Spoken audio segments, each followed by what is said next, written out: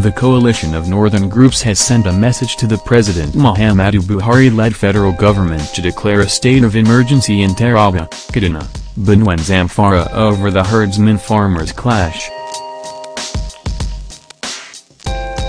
The Nation reports that Abdulaziz Suleiman, who is the spokesperson of the group, gave this position on Tuesday, February 13. He claimed the herdsmen-farmers clash was being used to exploit religious and ethnic differences in the north in order to destabilize the region. The group called on the federal government to appoint sole administrators to run the 4 states as political leaders of the states have failed to restore peace. The group stated, "We nevertheless believe that the current spate of killings and unrests are not isolated incidents but are linked to a grand design to destabilize the north and bring her people to their knees by dividing them along artificial lines through exploiting ethnic and religious differences." For too long, enemies of the North, both foreign and local, have worked strenuously to ensure that the region remains backward, divided, weak, confused and bewildered by myriads of challenges and problems. In the pursuit of this, occasional misunderstandings dating back more than 5 centuries, which were ordinarily resolved at the community level, are today manipulated and turned into avenues for the venting of pent-up tribal and religious jealousies, resulting in heavy loss of lives and valuable resources. The escalation of hitherto existing challenges like the herdsmen and farmers clashes, which have sporadically and intermittently been going on for time immemorial, is one aspect of the plan to destabilize the North and decapitate it through exploiting internal weaknesses and cleavages. It is no longer in doubt that the general and pervasive insecurity currently being experienced across the northern region are part of a mega but clandestine plot spanning several years. The group condemned the perpetrators of the crime and those instigating others to carry out acts of violence and lawlessness. It also faulted the profiling of herdsmen as Fulanis, describing it as immoral and illegal, and abhorrent, adding that it was unacceptable. We at CNG are quite aware that targeting of any ethnic or religious group and singling it out for any negative action for all intents and purposes, is against both our laws and international law.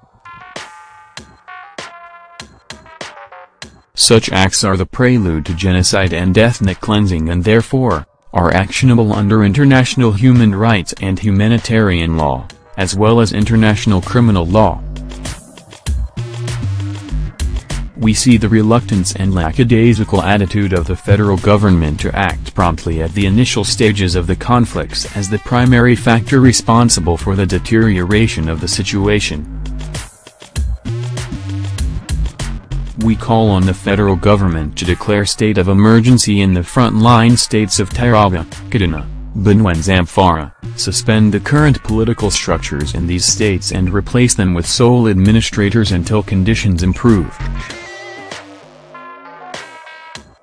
We call on the federal government to take immediate steps to disband all militias and armed groups in Nigeria by resort to the use of force if needs be, to ensure that no group has the capacity to challenge the state in its prerogative to maintain law and order, and protect citizens' lives and properties. With regards to the crises in the north, government should take further steps to ensure that both farmers and herdsmen are given adequate protection by state agencies. We ask that the presidency, northern federal legislators and northern governors show more zeal and effort at protecting the lives and property of pastoral communities everywhere, and ensuring their right to free movement is not impeded by any legislation or obstacle imposed by a state or a community. The days of being politically correct are over. The federal and state governments in the north must deal decisively with the threat of drug and substance abuse across Nigeria and in the north in particular. We reiterate that this trend is fueled to a large extent by outside interests that aim to dislocate the social cohesion of the North, and create a class of aimless and dehumanized individuals who will forever remain a burden on the society.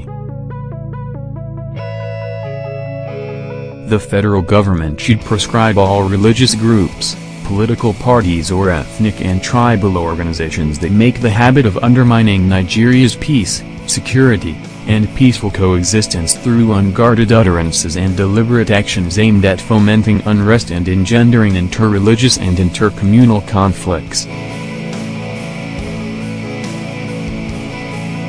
Individuals associated with such groups or organizations that incite others to violations must be decisively dealt with. In that regard, we remind the government of our earlier patriotic advice for the enactment of appropriate laws to deal with all manifestations of hate speech from any quarter, the group added. Meanwhile, pandemonium on Monday, February 12, reportedly struck Itigi, which is the hometown of Senator Lyle Amoke, former governor of Cross River State, following a clash between the youths of the community and herdsmen. Vanguard reports that an All Progressives Congress councilorship aspirant was shot dead. An eyewitness, Jos Baber, said the herdsmen who claimed that one of their cows was killed by youths in the area confronted the youths, which resulted in an altercation leading to the killing of the councilorship aspirant.